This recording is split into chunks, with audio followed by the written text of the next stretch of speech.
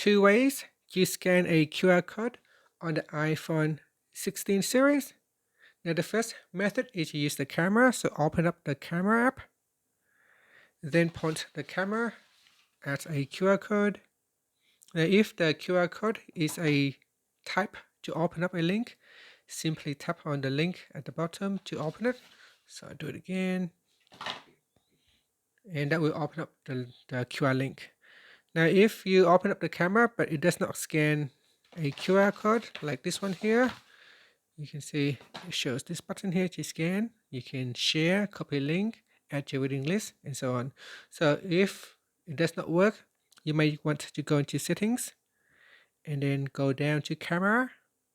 Next, scroll down and tap on scan QR codes. Make sure this is enabled. If it is turned off, then it will not work. Okay, the second method is to use the QR code scanner from the control center. So swipe down at the top. Then you need to tap on the add button. Then tap on add a control.